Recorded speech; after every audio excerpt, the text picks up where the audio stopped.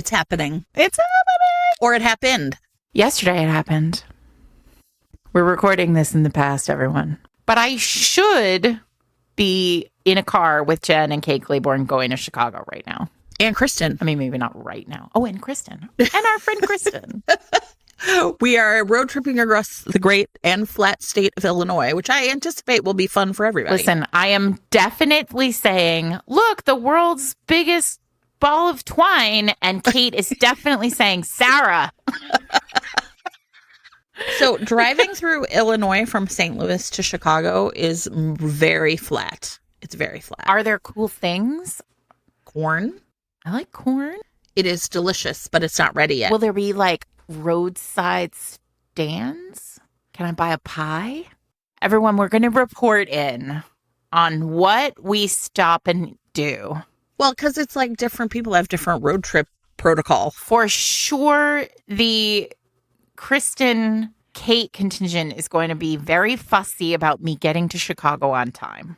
Well, I feel that will be my major goal too. But you know what? I do like to drive fast, and it's very flat. There's not really a lot of impediments in our way, knock on wood. So yeah, I don't really see us stopping at a roadside stand, I'll be honest with you. Well, we'll see. July 9th, it's my release week, Jen. We have to do it. Whatever Sarah wants. Kristen's going to be like, you mean getting her to Chicago in time? Tonight, July 9th, I will be in Chicago with Veronica Roth. That'll be fun.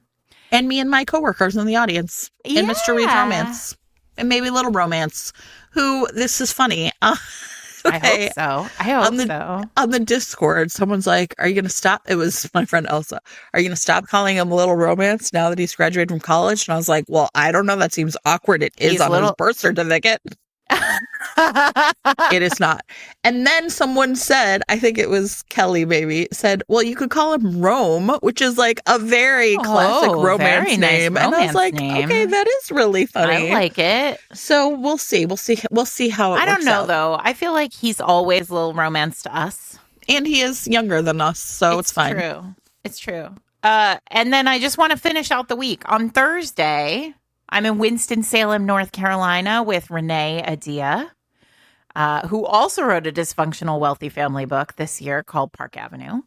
And then on Monday of next week, I'm in Newport, Rhode Island at like this swanky place, drinking champagne with you guys, which is nice. In conversation with Kylie McCullough, who was on $1 Million Listing and is now a like swanky real estate person in Rhode Island and the founder of the Newport Ladies Book Club. And then on the 15th, I'm in Cambridge. That's next Tuesday. I'm in Cambridge, Massachusetts with Adriana Herrera. And then I'm just going to do the whole tour now. And then on Wednesday, the 16th, I'm in Decatur, Georgia with Mary Kay Andrews at Eagle Eye Books. And that, I'm just so excited. I'm buying everyone gifts for your holiday gifts are all sorted, just signed. I'm going to have Mary Kay just like write angrily in all of them. She's the coolest. And then on the 17th, I'm in Franklin, Indiana, in conversation with Rebecca Bauman from the Lilly Library at the Sycamore at Mallow Run. But this thing is called like Grown-Up Summer Camp for grown-ups. Anyway, you can find all of this information at sarahmaclean.net/tour or fatemates.net/live. But you all missed live. It was last night. But it was great, I'm sure. I'm sure it was awesome. It always was is. Amazing. I already know what book I'm going to recount. Oh. In an official, well, because I feel like I always do recount a book. But I've prepped. I found one. It's very headphones in. Ooh. Okay, that's exciting. All right. We don't know what it is because it's a secret. So we hope that you all had a great time if you were there. For those of you that weren't, we have had a tough time typically getting audio out of these events despite our best intentions. So I don't even think it's going to happen this time. You know, it feels that way, but it's only been one that we haven't been able to do, apparently. Okay, well. And I have been given, Eric is not going with us to Fatemates Live, but I have been given instructions. So we'll see if we can make it happen. So we'll see. You know, you never know. We'll just keep your fingers crossed, everybody. In which case, that'll be released during our hiatus at the beginning of September. Yes. Okay. So welcome, everyone. Oh, welcome everyone to Fate Mates. I read romance novels and I write them, and I wrote one that's out this week. That's right. And I'm Jennifer Prokop, a romance reader and critic and editor. But this week, what we are doing is talking about these summer storms. As always, Jen is my hype woman. I am your hype woman. I'm a one-woman hype woman. I guess that makes sense. Anyway, I have some questions. I did also see if there's some questions from the Discord. This is a spoiler-free, one of the, it's worth saying, right? Like, spoiler-free. We're going to be talking about the book. We're going to talk about some of the cool stuff in it, how Sarah wrote it. I have some fun questions I pulled at the end from the Get Books, that New York Times column where they ask readers questions. I found some really fun ones that I thought might be a really fun way to end, like inside the actor's studio, but books for Sarah. And so that's the whole thing today, is we're just going to be talking about these summer storms. But if you haven't read it yet, or you are, in your car listening right now to Julia Whalen, or you heard the beginning of the audio last week, all those really cool things, but you can listen to this without getting spoiled, I promise. So that's my pledge to you. I hope you're in the car with Julia Whalen. I would like to be in the car listening to Julia Whalen do this. I'm so excited. It's the only one of my books that I intend to listen to. I am really excited. She is a great narrator. So that is really, really fun. So, and hopefully you listened to that episode with her last week, which I just thought was really fascinating. So what we are doing this week is just really diving into these summer storms. So Sarah, you're gonna have to do all the talking. I know, Sarah, listen, the irony of this is Sarah hates talking about her books. Guess what? She's not in charge right now. I am. And she's going to do what I tell her to do. So we're going to start off, Sarah, by having you tell us about the plots. Oh, God. The hardest question. Everyone, I wrote a book. It's called These Summer Storms. It is, I've been telling everybody it's not a romance, and we will probably get to that conversation, because it is, the A plot of this book is, it is about a dysfunctional family, the children of a billionaire, who return home to a private island off the coast of Rhode Island, which is where I grew up, in the wake of their father's death. He is in a freak gliding accident, a real rich person death. Yes. And all his children are summoned home to the island. The protagonist of the book is Alice, who is the estranged third child, this middle daughter of this family. And Alice has been exiled from the family by her father. And this is her first time home in 5 years. And when they get there, she is sort of intending to stay just until the funeral. Like, she's just going to see it through and then be done with it. But she discovers that her father has left an inheritance game for them all. So they have all been left a task they have to complete, or several tasks that they have to complete in order to activate the inheritance. The problem is that Alice accidentally had a one-night stand on the way up to the house. And the one-night stand turns out to be with the man who is running the inheritance game. So there's a lot of chaotic panic. And also, I think sibling rivalry and dysfunctional family tension and terrible rich people. And it's just a book that really felt like something I wanted to write, that really expanded and stretched what I love in all the books that I've written. And it's contemporary. This is essentially a big family drama, and a lot of the most powerful relationships are between the siblings. Yeah. So why is that so productive? I mean, right, we have lots of great novels, right? Like Anna Karenina, right? Like, every unhappy family is unhappy in its own way. Mm-hmm. So why was this what you were drawn to when you thought about writing your first kind of non-romance? I didn't originally expect it to be about siblings. I thought it was going to be about a daughter returning home after exile to reckon with the fact that she would never be able to fully understand her father, like what went on with her father.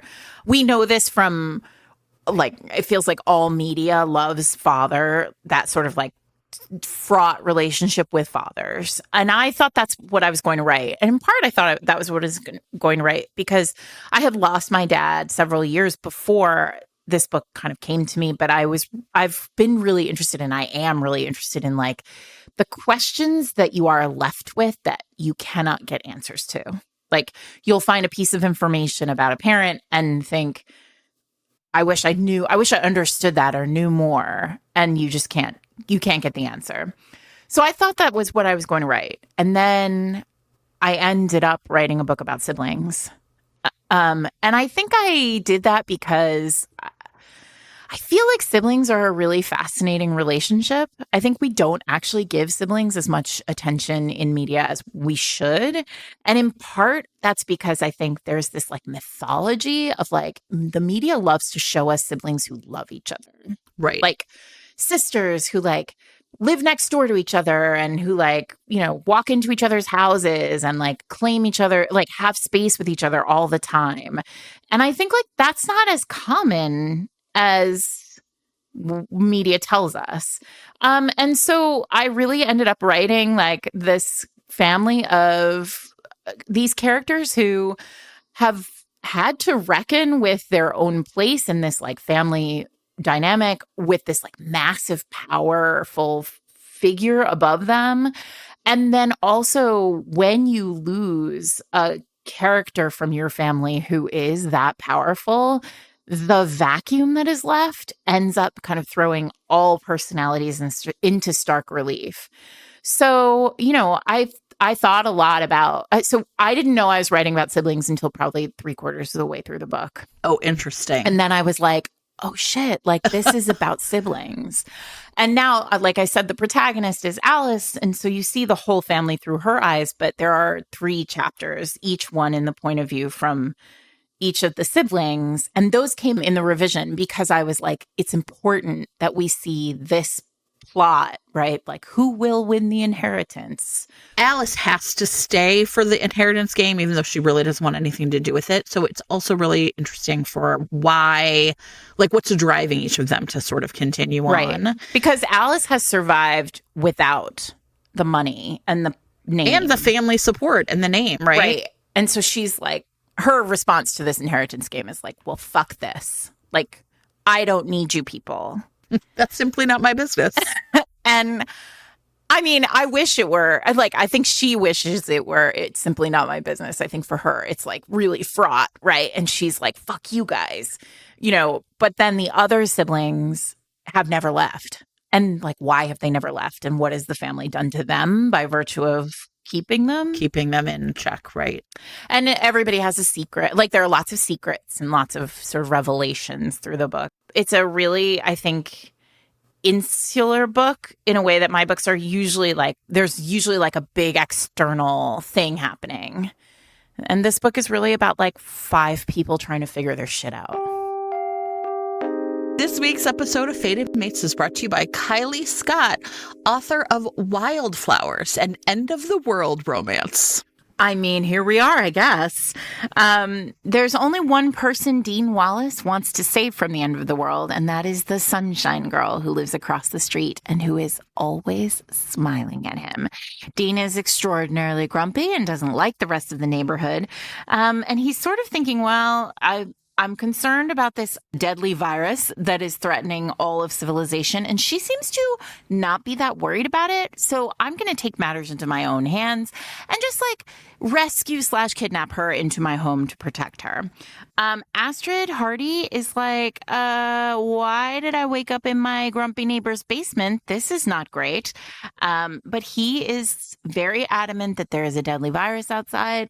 He is trying to protect her. And while she thinks he's a paranoid conspiracy theorist, things start to go real sideways real fast. And the two of them end up watching the downfall of the world play out online, hearing gunshots outside, smelling smoke from burning buildings nearby. And everything is starting to feel horrible and scary. And the two of them, it becomes very clear, are going to have to figure out how to be against the world. Almost everyone they know is dead. Law and order is gone, and they have to survive. And also realize that, like, love waits for no one. So if you are looking for a post-apocalyptic romance where people are in the basement and then have to leave it, and so do you one day, then Wildflowers by Kylie Scott is probably going to be for you. It is available in print or in ebook. And if your podcasting app supports it, you can click on the chapter title right now to be taken to buy the book. Thanks to Kylie Scott for sponsoring this week's episode.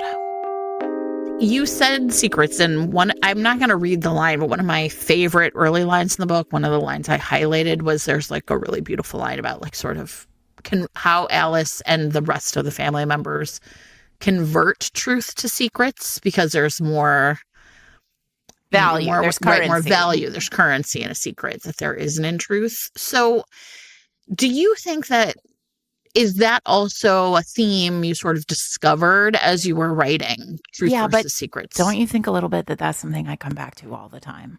Like, I think secrets are a thing that I love to think about. And I think that comes from, I mean, this is going to get real personal, but we're all friends here. We've been friends for 7 years. I mean, like, my family keeps secrets, right? Every my family keeps secrets. I think every family, you're right. Every family keeps secrets. But so it feels like there is, and I think families do think of secrets as currency. They're bundled with power. They're bundled with the sort of, nobody can be cruel like a family member can be cruel. Well, as my friend Liz says, of course your family knows where your buttons are. They installed them. Nobody can be cruel like that. But also I think it's because we don't tolerate it. Like, if you have any modicum of self-respect, like even the tiniest amount of self-respect, like, you tolerate cruelty more from your family than from anyone else. Sure. Because you know how fast it's like you can take a little bit of cruelty, but do you really want to start a conflagration? I mean, it can go, right? It can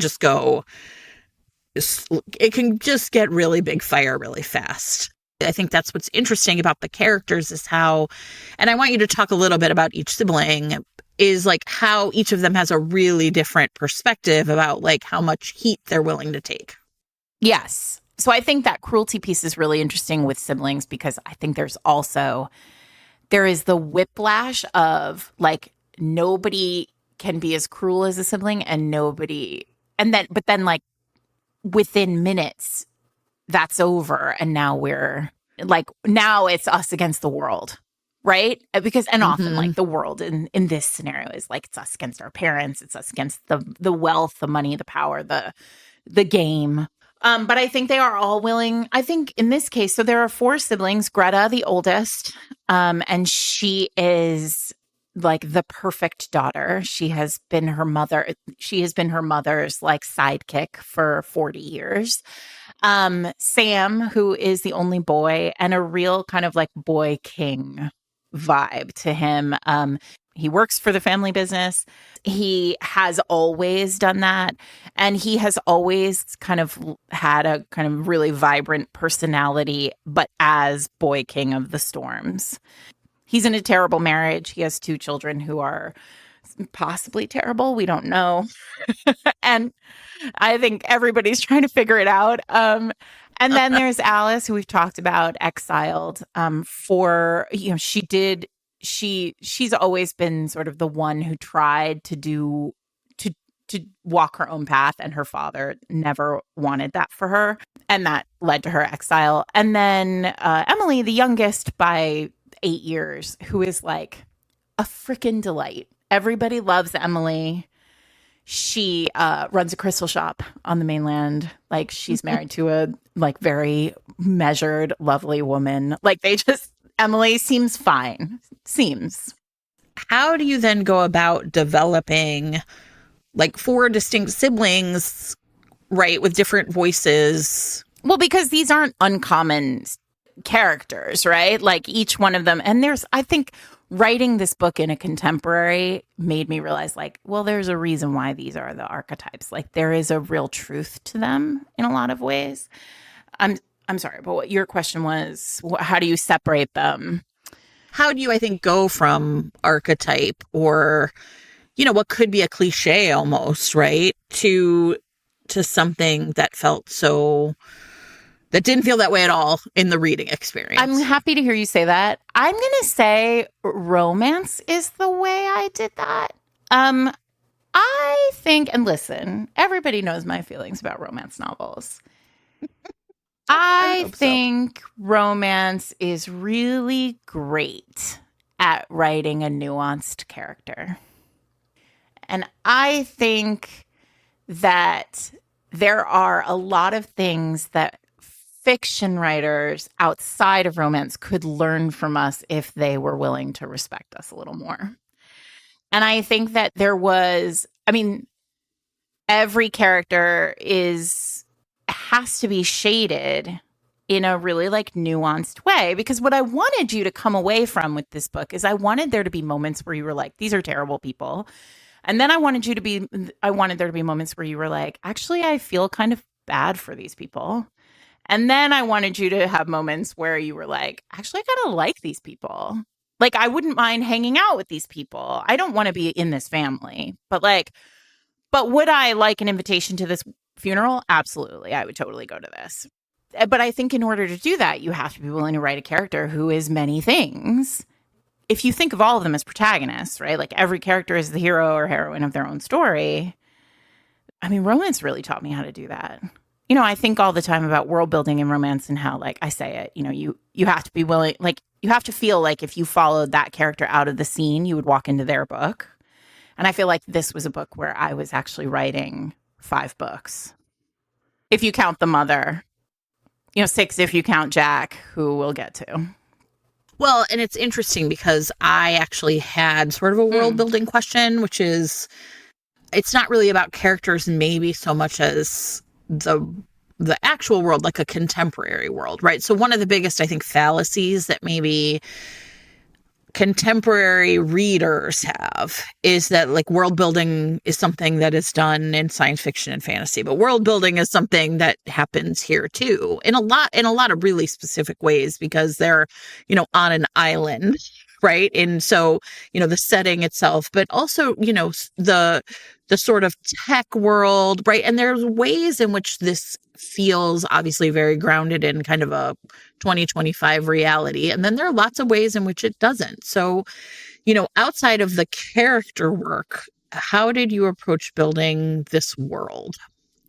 Well, I think this is also another sort of hallmark of my writing. Like most of my books have a really strong sense of place. Like there's usually a setting, like a location, right? So there's like the place in the Belle series. There's a casino in the Rules of Scoundrels series. Like there's like the Covent Garden of the Bare Knuckle Bastards, like the ice holds and all of that stuff. So I think I am really interested in place as character. And I think New England, I think this is true of lots of places, obviously, but I grew up in New England. And so for me, this particular location, this kind of like summer, like late summer in Rhode Island has a real vibe to it. And I wanted you to feel like the crisp ocean and the kind of mystery of the island, the sort of heavy weight of the humidity, the sort of sense of Rhode Island. I wanted, even if you've never been there, and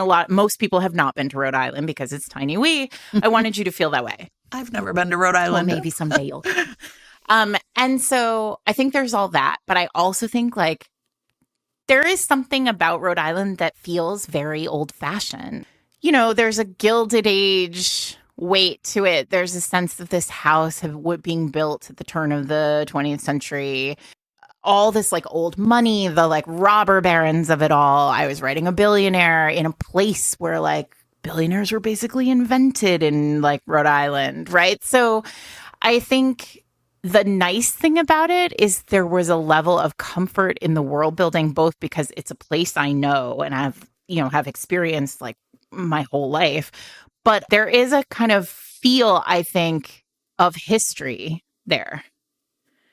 A sense of the history of the place, like sort of making the story, this is a story that could only happen there. Yeah.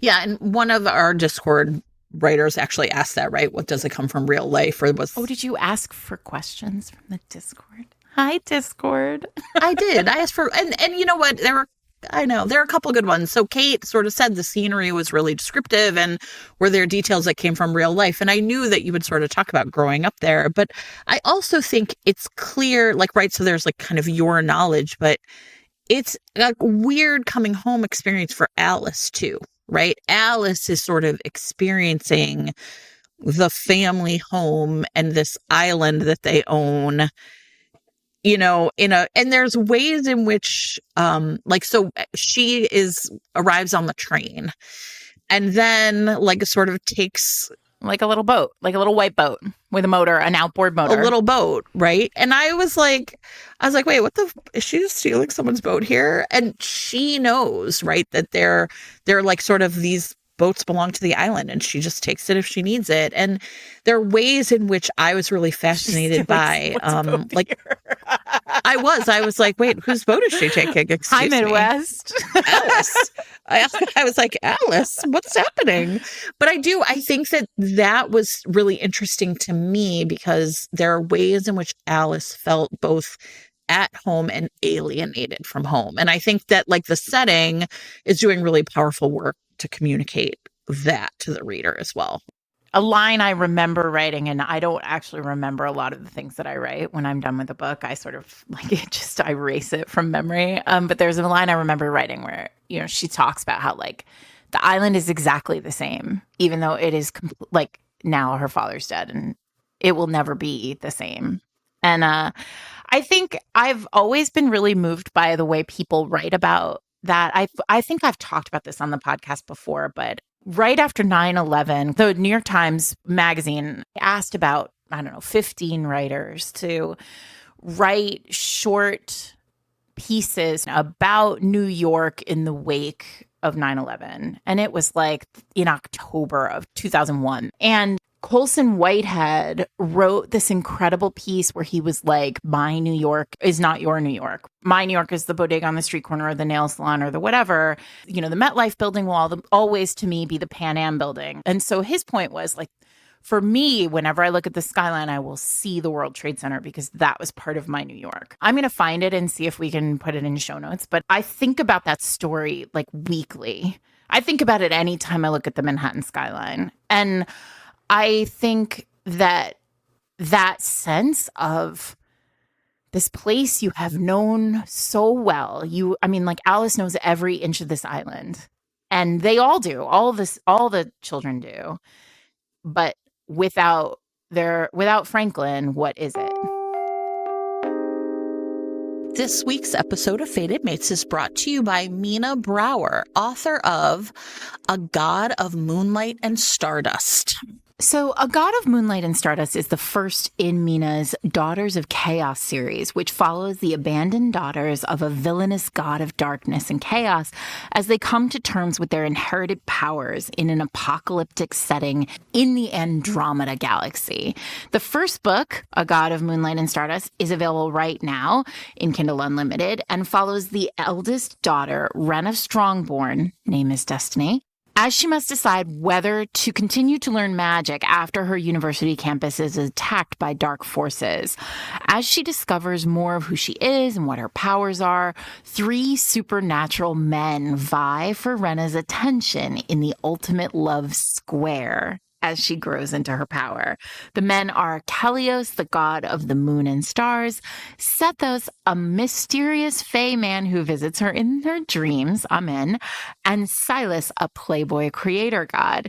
The second book in the series, An Era of Darkness and Ruin, has Rena seeking sanctuary in a dangerous dimension for criminal fae as her father searches for her, hoping to harvest her magic. So this sounds like a huge kind of fantasy world, lots of big characters, lots of big personalities, lots of danger, and something that romantasy readers are going to be really happy with.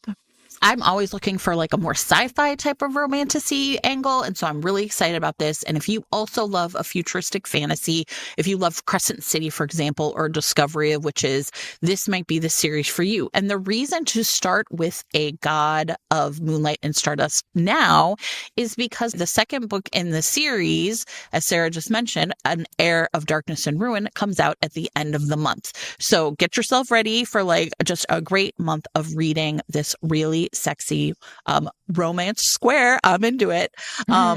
And if your podcasting app supports it, you can click on the chapter title right now to be taken to buy the book, which is available with your monthly subscription to Kindle Unlimited. Thanks to Mina Brower for sponsoring this week's episode.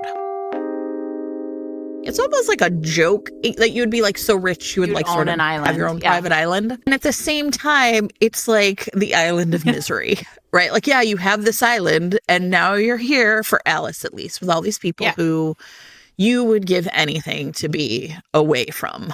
And I think that is the part where it's kind of like it really had a like, be careful what you wish for. Well, and I wanted that too. Like, I thought a lot about like the house on the hill, the like woman running away, those like great Gothic pulp covers. Yes. Like for me, I wanted it to feel that way. Like, in fact, when we did cover conference for it, I really, really, really was like kind of begging for one of those like pulpy, some like hint at that like pulpy.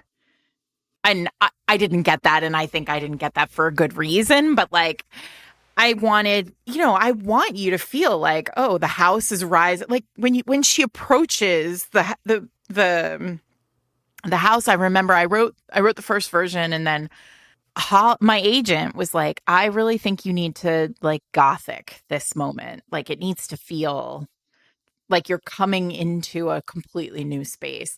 Also, let's be clear, Jen, like I've never written a contemporary like novel before, and I needed cell phones to be like, I was like, I need to clear the decks of some of this stuff. You're like, listen, he's a tech billionaire, but phones just don't work here. What can you do? I get that we can't like wash out the Great North Road here, but you can get real darn close, right? Let's talk about two characters I don't want to like sort of forget, because there's two characters we haven't really talked about much yet. And one is their mother, Elizabeth, and then the other is Jack, who is the one-night stand lawyer. And I think it's also really interesting because when you have a family who is used to operating a certain way, you have both removed someone, right? You've removed Franklin, but you've added someone, Jack, who many of the siblings view as Franklin's proxy. And Alice does not know him. Alice doesn't know him at all. Like, I mean, she knows him biblically, Sarah. Listen, it's all gone real south for Alice real quick. Eric read this book and he was like, no one told Jack he wasn't a romance hero because he goes down real quick. And I was like, Eric, heroes should be kings. I don't know what to say.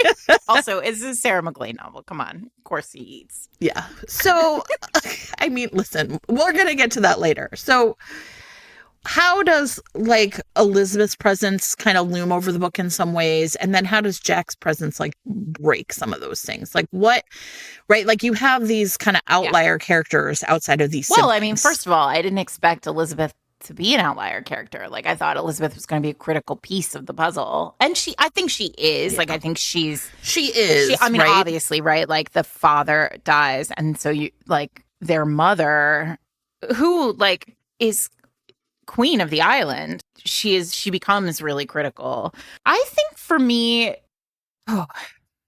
Elizabeth was very difficult to write. She's a very particular kind of New England woman. New England has this really interesting relationship with old money. A lot of people from New England are like, my ancestors were on the Mayflower, and there is no money anymore. Like New England wealth is very sort of, it's in the DNA of these people. And they also are like, so there's like a very like closed, they are closed to emotion. Like you want to talk about people who don't feel feelings. In this case, like Elizabeth feels lots of feelings, but would never dream of admitting it. And I think that's a really difficult character to write, but it is a character who I think a lot of us certainly know people who are like this. And I think that because she is so brittle, there is a constant fear on the part of all of the children that she could break. But she would never believe that. She was a challenging character to write because I wanted her to constantly feel, I wanted everyone to feel like at some point this woman is going to break. And what will it be that like finally snaps her? And what does that look like? Because I think in a lot of cases, like if you know somebody who's very brittle like that, there's this kind of sense, I don't know, maybe this is just the Sagittarius in me, but I'm like I am always like, how do I needle this person to the point where they do break? Because won't they feel better if they've broken? Elizabeth will not. She'll not feel better, Sarah. No, Elizabeth would rather walk into the fucking sea than break. And it will not feel better for her to cry, to scream. But there is an instinct to be like, well, surely you have to release the pressure. So again, a character who there's a lot of character work for all of them, right? And then there's Jack, who, oh, Jack, thunder-thighed. Like a flat-out romance hero, like a MacLean hero, justifiably punches somebody in the face at least once in this book. And many times off page, we know the truth about Jack. Yeah, I think one of the things that's really interesting about Jack then is that Alice, I think, and again, these are not spoilers, I promise, but Alice now feels like an outsider. And Jack is also an outsider in some way that I think she understands. And yet everyone else thinks he's the insider, right? So he's really riding the line between kind of like his job, what he's been told to do. Does that make him a yes man, right? And, you know, he's not a point of view character. So all of this has to come through us, right? And that's actually really an interesting point. It's there is a version of this book where he also has a chapter. And I took it out because it's not Jack's book, right? And, you know, refracted through a different lens, this is a romance novel.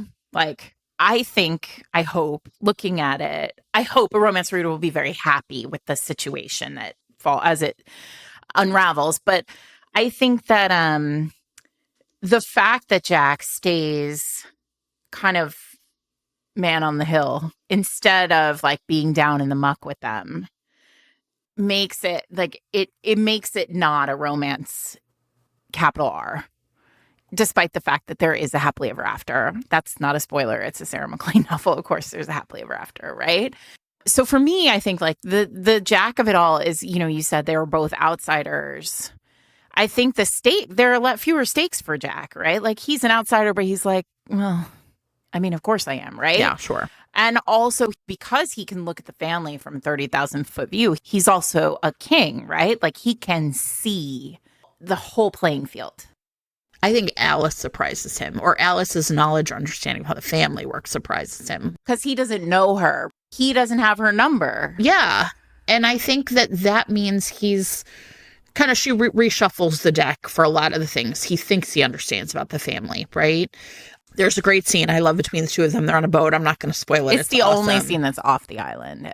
And it's not even really off the island. They're on a boat. Right. They're on the boat. And he sees a literal different part of the island because of tides what happens in this scene. Yeah.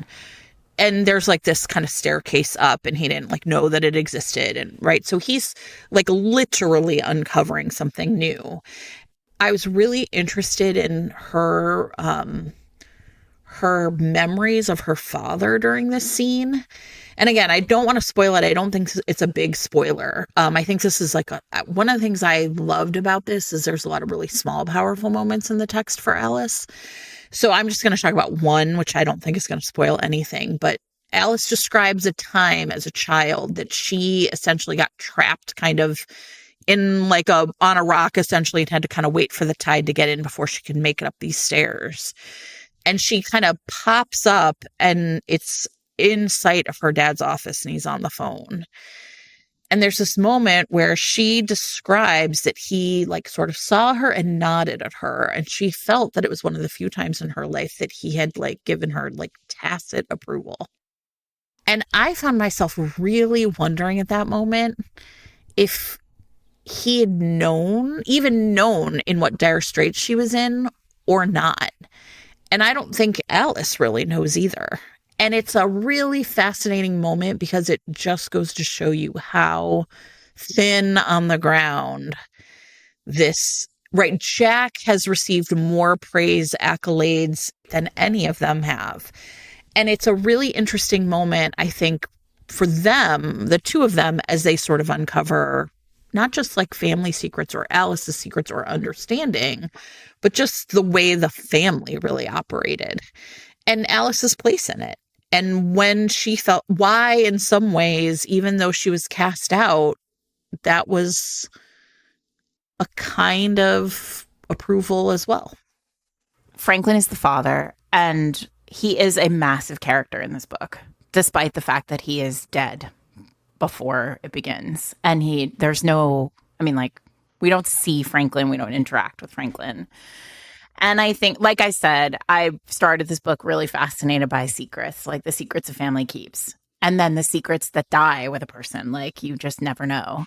And I think there were a couple of moments there in the revision of this book where my editor or my agent, like someone would read it, and then we would we would say to ourselves, like, should there be Franklin? Like, should we see Franklin? Should we know? Should we know, like, why? Right? Because this is the big question, right? The question that has, like, that Eric, for example, when he read this book was like, this fucking guy, why?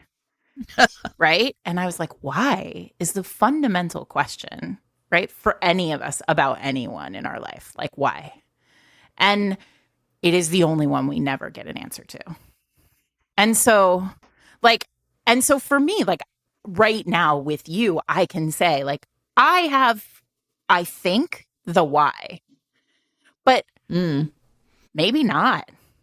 And so for me, it was really important. And I think this is also what sets it apart from genre is for me, the why, the fact that like you think of Franklin in your way, and I think of Franklin in mine, even though like I wrote this book, is like part of what I wanted you to feel.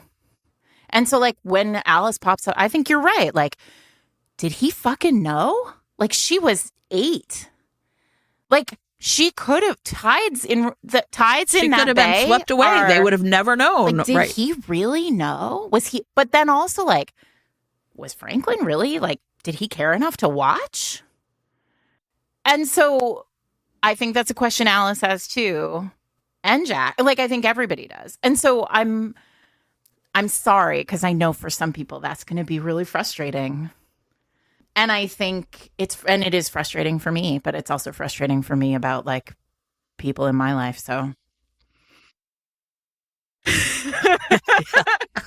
well, and I think that's why ultimately family, secrets, truths, those go so well together because they do. And I think there's a way in which when you, my son is now an adult, a young adult, right? He's graduated from college. And I've really thought to myself, there are so many things I know about how my family of origin worked that I'm sure he's like, wait, what's going on here? And I've tried at some point to sort of talk about them. But ultimately, I have also thought, maybe, does he care? These are interesting questions. And I think also there is a real feeling. I mean, families are so fucked up. Like all of them are. And I think as you age, right? Like or not age, but as you grow and you interact with other people and like see their families all like through different lenses, you start to see like they're actually like Tolstoy was right? Like there is, I mean, like I've never met a happy family because like they're like, does that exist? Like a truly happy family? But what I would say also is like in this book, and I think this is where the romance of me, like the tension of the romance of me, and the genre of me is there are answers like I give you a number of answers. I just like you start this book not knowing anything about this family, then you go through like questions, and then I give you some answers, more answers than probably a literary fiction writer would give you. There's something I believe that is true about romance. I don't know if I've ever said this before, but I think in a romance, the characters, in a romance, it cannot be at the end of the book that the reader knows something that the characters don't know about each other. I think that's true. Does that make sense?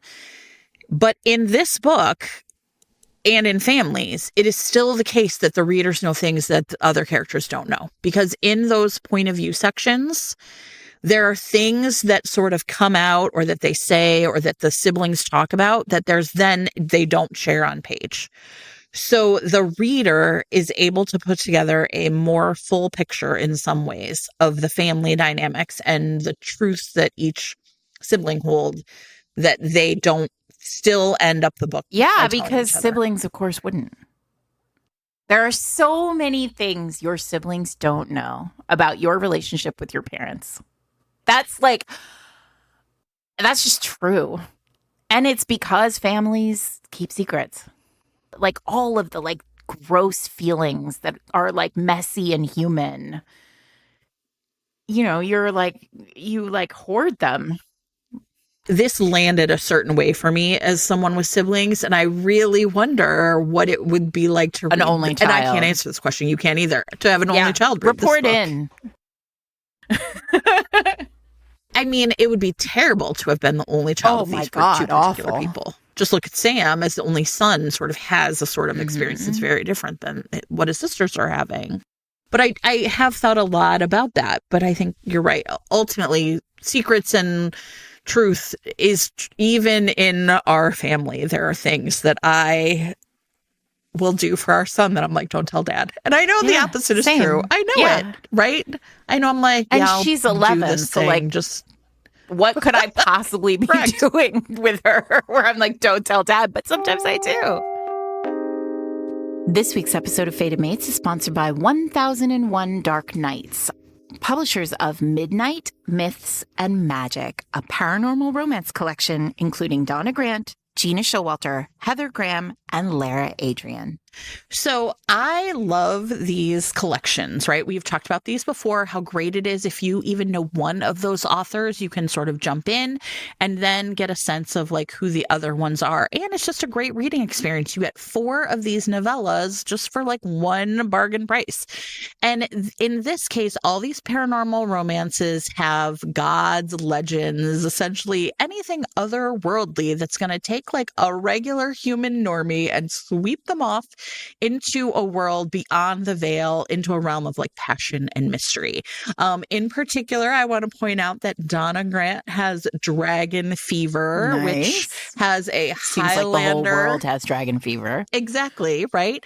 So you've got a Highlander and then a woman who is there's a dragon. Listen, there's a dragon king. There's a dragon. There's a dragon king. We don't have to lead you horses to water here. We know, you know. And then in Gina Showalter's, who writes a great book, we have a hated immortal in the underworld who has lied, cheated, and stolen with abandon, who falls in love, of course, with the very human femme fatale sent to destroy him. So this collection seems like it would just be a great summer read. You can get away from the heat outside with the heat from a dragon. The heat from hell. Oh, so if you miss paranormal, like straight up rough guy paranormals, this bundle is for you. Midnight Myths and Magic is available right now in Kindle, and you can click on the chapter title and be taken to buy the book if your podcasting app supports it. Thanks to 1001 Dark Nights, Donna Grant, Gina Showalter, Heather Graham, and Lara Adrian for sponsoring this week's episode. So now you're writing a contemporary after mostly writing historical. This is a question from Amanda on our Discord. Did it change your writing style or habits around drafting the book? The drafting of this book was very weird for me. I had to learn how to do it. Like, I've written a short story that's contemporary, right? But that was a romance. And I know, listen, however you feel about my romance novels, like them or don't, like, I know how to write a romance novel. And I will tell you, there is a pretty funny story. And you probably know, I probably did tell you, Jen, this story, but I don't know, about 90,000 words into this book, I called my agent and I was like, I have a problem. And she was like, oh no. And I said, I'm pretty sure I'm not writing a romance novel. And she was like, oh, thank God you finally got here, because we all knew you weren't doing that. And I think that's where I sort. So this book took more revision than usually, and you all know that I love revision, and that's where the magic happens. And so all my books have like a massive revision, but this one had 2 massive revisions. And I think part of the reason why was because I was figuring out what I was doing. Right. Like, what was the balance of genre to not genre? Because I think there is a little of both in this book. How did it evolve from like the book that I thought I was writing? I always knew the plot of this book, right? Like, I always knew it would be an inheritance game. I always knew there was a dead dad. Like, there were sort of like very clear structural things that I knew were going to happen. But like, originally I thought it was about a daughter and her father. And then it became about, a sister and her siblings. And then, and at some point, in the early stages, I was like, well, and obviously it's a romance, but then this other stuff, I think like, I thought, well, it'll be 80% romance and like 20% family. And then now it's like, I don't know what the breakdown is, but it's definitely reversed. Right. And so I felt very comfortable writing the Allison Jack scenes. And then I felt like the rest of it just felt like, there's that great John Irving quote. And it's like, if you don't feel like you're on the edge of losing control of the whole thing, then maybe you're not really doing it in any way, valuable way. And like, I felt like that the whole time, like just barely controlling this island full of people. I mean, I'm so glad they were on an island, because then at least I had my phone booth, right? But like, there were extra characters. Like, there's in the original draft, there's an aunt who I really loved, but like suddenly it was like she opened the world too much. Like, she had to, like, because there are some other characters in this book. There's, there are some in-laws. There's, yeah. Sure. I mean, there's other people, but I mean, I would say like there's the core 4 siblings and then the 2, right? Jack and the mom. So, but drafting wise, I mean, I did have a outline for this, because when I sold it, it wasn't complete. So like, when I had to sell it, I sold it with like the first 150 pages and an outline of the rest. I mean, but the writing was difficult. I learned a new skill. It was a new muscle. I've been saving this question for last because before we do the get book thing, that's kind of separate, right? But this is kind of the last question about storms, which is really also about you, but this is a romance podcast. So obviously, readers are going to love this book, especially, we have a lot of listeners who don't really read a lot of historical. So, this is a real opportunity for them to sort of experience the full power of Sarah. But so I'm going to frame this question in sort of a weird way, but I think it's like going to be a nice way for us to tie storms to like our work here, which is, what did you learn about romance from writing a book that is not romance? A few things. First of all, just top line, sort of separate from this question, I learned that I feel very strongly about what is and what is not a romance. It's interesting because now, I've seen some reviews come in and I've seen people talk about it online, and people are like, she says it's not a romance, but like Jack. And I'm like, yeah, Jack. But like, this is not it's just not. Like, it is, I really hope it is like the greatest beach read you've ever read. Like, that's what I want. I want you to take it to the beach and just like have a great time. I think I've already talked a little bit about like character work in romance being, I think, different in a lot of ways. Like, I think I especially come to characters through like big feelings and trauma, right? Like, what built you?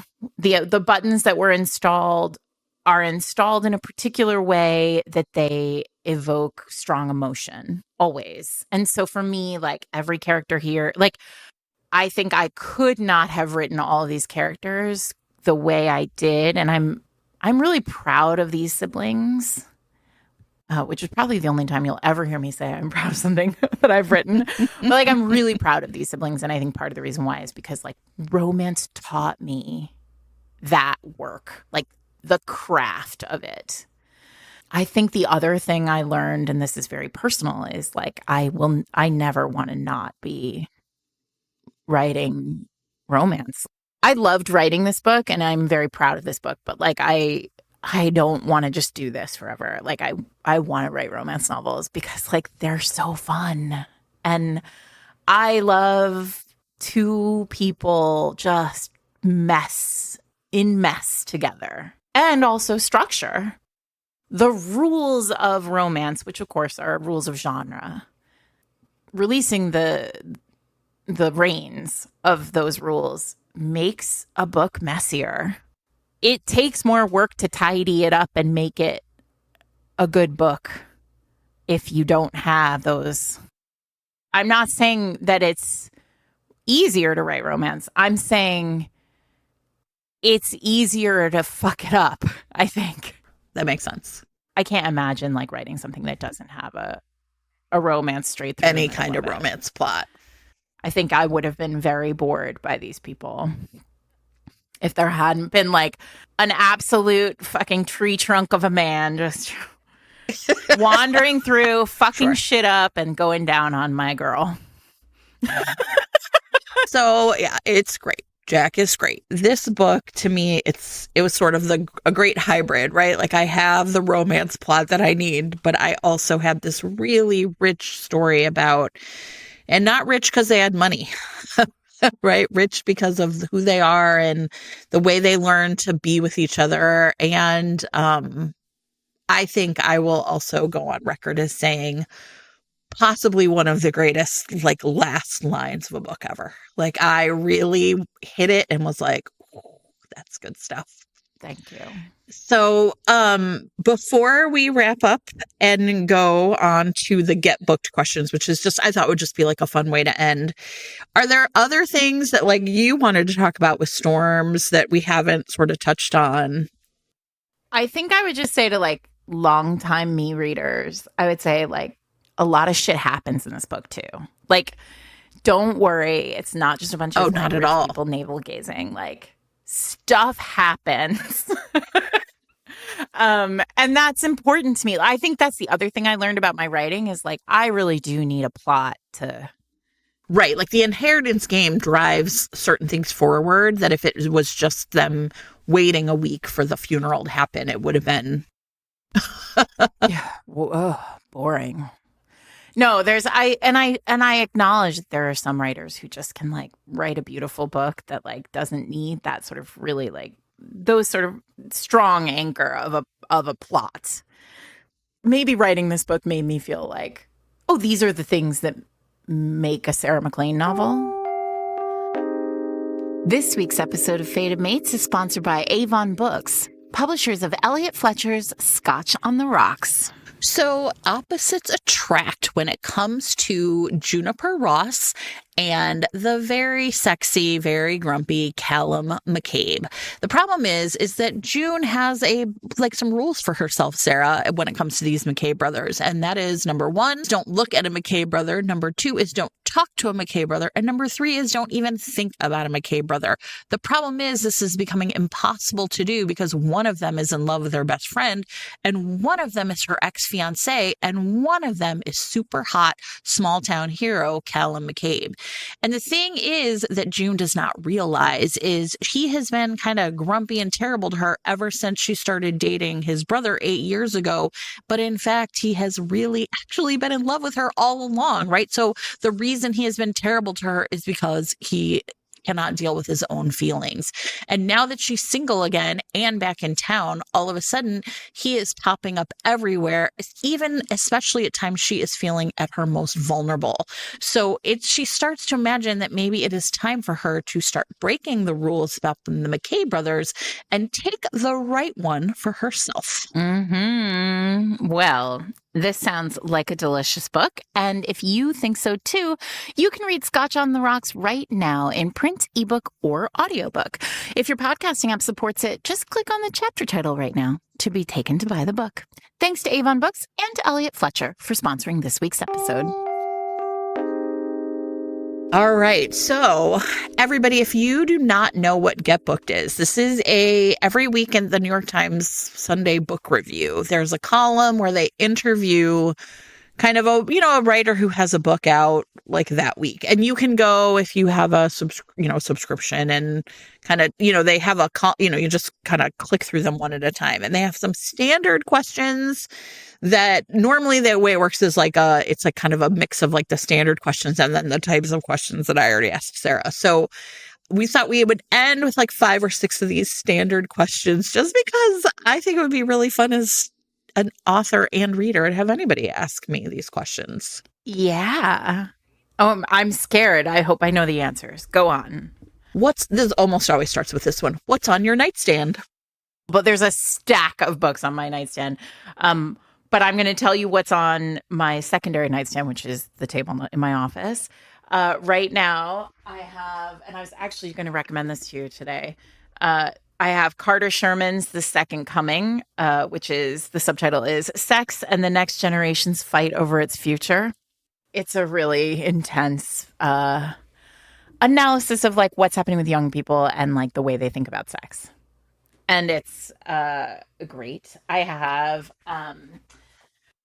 Annabelle Monahan's It's a Love Story, which is just out this week, which I have not read yet, but that's what's next for me. I just finished my friend Kennedy Ryan's Can't Get Enough, and so good. So good. And I have a book that I just read for a blurb by Francesca Saratella. She's a debut novelist, and it's called Full Bloom. And it's like magical realism. A lady, a kind of woman in her 30s in New York. Her life is in chaos, and she is gifted a magical perfume that then like she puts it on and she becomes irresistible to everyone around her. It's very cool. I had a great time reading it. Fun. Okay, so describe your ideal reading experience. I mean, summer. I think the best reading experience is when you have no pressure. For us, I feel like that's like, I'm not reading for the podcast. Like, I'm not reading for a blurb. Like, I'm just reading like a book by my friend. So usually that's like either outdoors or like on my couch, very like in a cozy way in the winter. But it does feel like summer, like beach. Not because we're talking about a beach read, but like reading at the beach is fucking great. Like I read Zoraida Cordova's, the one about the rock star, the Little Mermaid retelling. Kiss the Girl. I read that last summer at the beach. Was it last summer or the summer before? I don't know. But I have like a really like stark, like sharp, beautiful memory of like laying on the beach reading that book and just having nothing to worry about. At this particular beach that we go to in Rhode Island, there is no cell service. So like you can't even, there's no texting, no phone, like nothing. You're just in the town you grew up in or where you go to the beach. There's that library with that like yard. Oh, the Brownell Library. Yeah. Oh, it's so nice there. You've taken pictures of and I was like, that seems like a nice place to read. Okay, listen, this is because there are like 12 people in this town. The tax base is probably still better than the entire city of Chicago. I'm sure it's a nice library. $12 million trillion. Well, no, actually, I'll tell you a story about this, and we'll have to save this. Well, I'll tell it again when I do my next contemporary, because my next contemporary is actually set in this town. But so this town is called Little Compton, Rhode Island, and that is where I wrote like the lie. It's where I came up with the idea for Storms. It's where I wrote a huge part of Storms. I revised Storms at this like tiny library. It's a one room. It's like a one space library, a tiny little town library in the middle of town.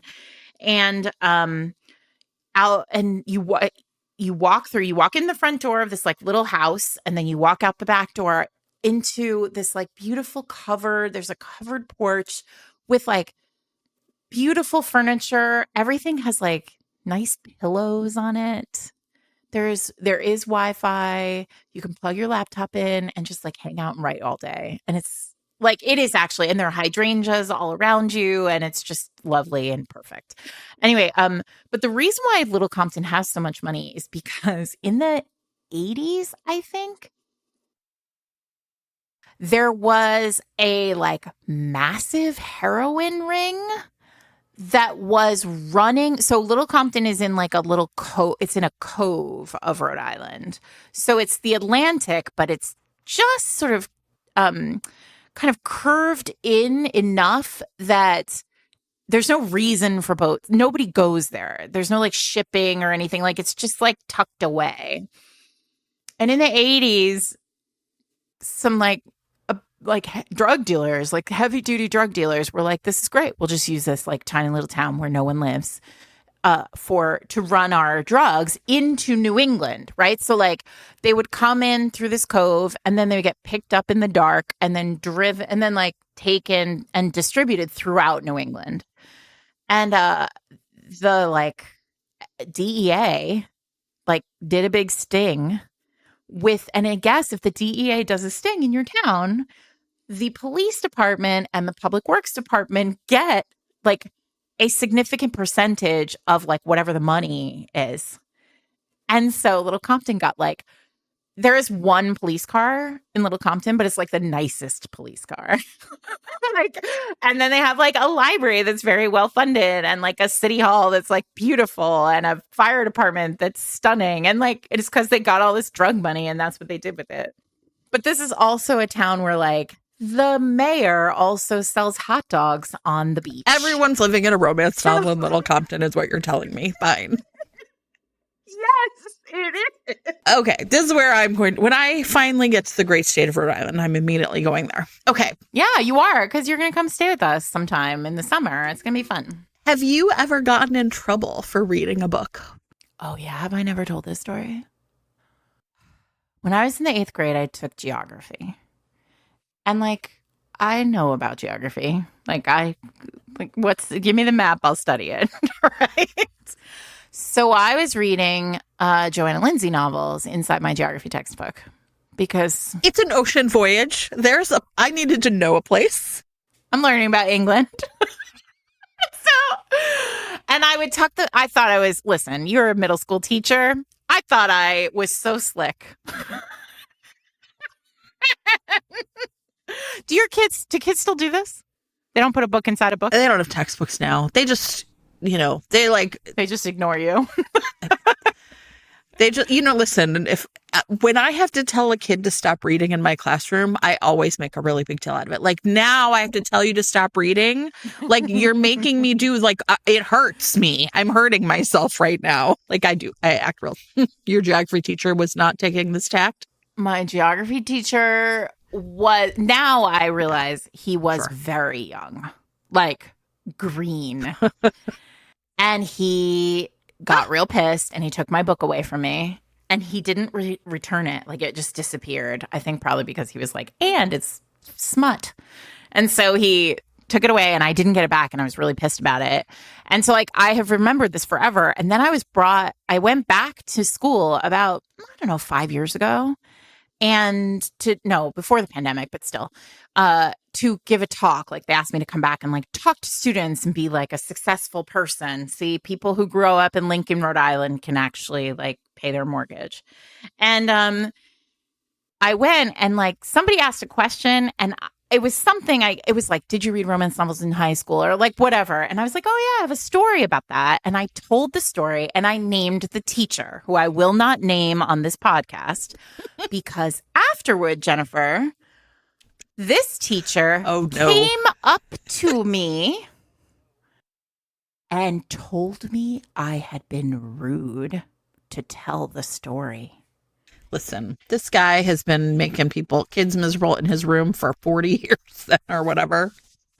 30 years. God, and I was like, sir, I was like, and I literally was like, I'm a grown You can't person. talk to me like that anymore. You can't give me detention for telling a story that is true. And also, where's my book, bitch? Okay, honestly, I'm kind of cracking up at that. That's pretty amazing. Okay, great. All right, so what's the most interesting thing you learned from a book recently? Oh, you know what? Okay. Renee Adia, who I'm doing an event with so her book Park Avenue, which came out in June, is about, it's basically like Crazy Rich Koreans, right? But in New York City. So and the family is like a Korean beauty magnate family. And I will tell you that I like, as lots of people know who listen to the podcast, like I moisturize and I, put on makeup, but like I don't know anything about like the K beauty world. This book was fascinating, like because I was like, oh, here she is like showing me all of this. So I know like I'm supposed to probably answer with like, oh, I learned about frog genetics, but but this was really fascinating to me because also Renee is Korean. And she's always like on her like on Instagram, like with gorgeous skin, telling you about her beauty regime. And like, it was really fascinating learning all about like the history of it, the like way that world works, that rarefied air of K beauty. So that book is called Park Avenue and it's really fun. And if you love a dysfunctional rich family, that one is about the character. The protagonist of that book is separate, is a lawyer who is like kind of like brought into the family. And like you see it through her lens, this like wacky, wealthy family. Okay, 2 more questions. What book has had the greatest impact on you? Dreaming of You. Moving on. Great. I mean, I'm sorry. I know everybody's like, oh, no, it's real. Like, Dreaming of You changed my life. I think about that book. That book is my Roman Empire. The week that we recorded this, there was this really funny, like, well, those memes that go around on social media, and it was like, what fictional character could ever lift Thor's hammer? And I was like, Derek Craven. That's true, Jen. It is true. That is the only correct answer. Exactly. And someone was like, what about Reese Winterborn? And I was like, no, he doesn't have what it takes, right? And someone was like, what do you mean? And I was like, listen, you have to both be good enough to pick it up and bad enough to kill people with it. Correct. This is all true. And that is why Dreaming of You is my answer. I hope the New York Times asks me that question someday. I'm going to say Dreaming of You. And they're going to be like, what is that? And then I'm going to say no further. I don't need to say anything more. I said what I said. Yeah. If you know, you know. Derek, Dreaming of You. If you know, you know. All right. Okay. All right. Last question. This is, again, almost always the one they end with. You're organizing a literary dinner party. Which 3 writers, dead or alive, do you invite? Madeline Miller. I've met her. I mean, kind of met her. Do you know this? She is friends with someone who's like a parent at my school, and so we have like Zoomed with her, and she's like at a parent book talk when it was. She is in fact great and so interesting. Well done. Yes, I approve. I want her to come, and I want her to just talk to me about like myth. Obviously, that's what I want her to come and talk to me about. Bertrice Small. Why not? Because wow, a different kind of myth. Yes.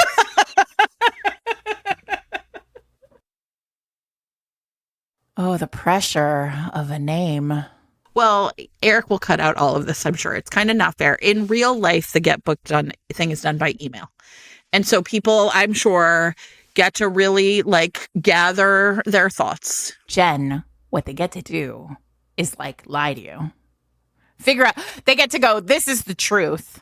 Okay, while you're thinking of your third person, I mean, I think this came up quite a bit with the New York Times, that like best books of the century so far, right? And we talked about this on that episode. People were kind of like, lied. They put together the list that's sort of like true, but also signaling something. And one of the things I loved about your list is your list was like 9 romances and a Madeline Miller.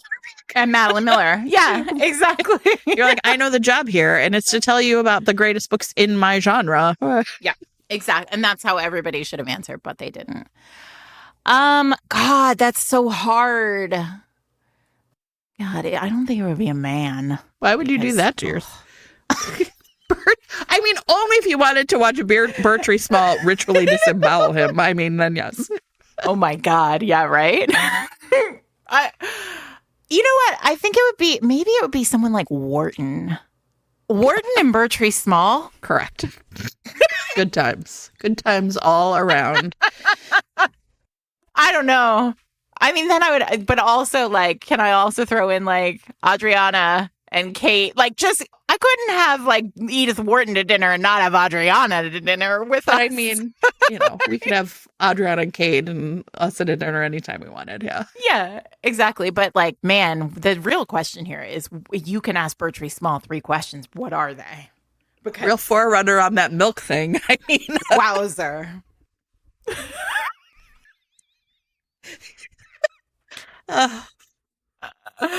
Yeah. If you ask Lisa Kleypas which book has influenced her the most, it's definitely Bertree Small with that milk thing. Oh, too much. Well, that's these summer storms, everybody. There is no adult lactation in it. I'm sorry. I live to fight another day. Mediocre. Like in that, right? From Fury Road. Yeah.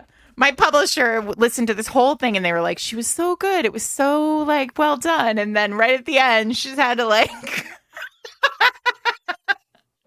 Anyway, everybody, at the end of this episode, last week we had the first chapter of these summer storms. This week we've got chapters 1 and 2. Narrated by the absolute incomparable Julia Whalen. A fucking superstar. Just making my book. You know, when she said last week, the audiobook is the first and purest adaptation of your book, what a gorgeous way of framing that.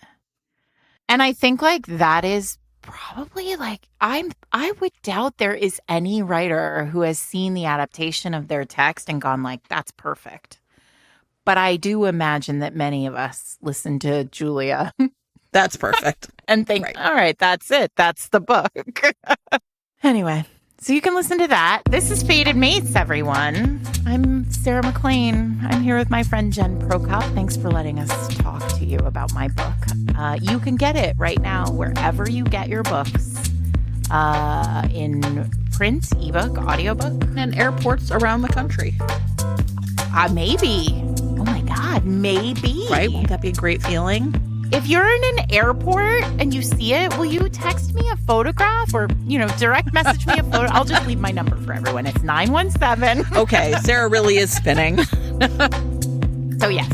So thank you so much. You can get Storms everywhere. I hope you love it. If you, no matter what, please leave a review wherever you leave reviews because reviews are important and people learn from them and decide if they want to read a book because of them. You can find me and Jen tonight in Chicago at Women and Children First. I'm on tour all for the next 2 weeks, and then I'm in Australia and New Zealand next month. You can find all of that at sarahmaclean.net/tour.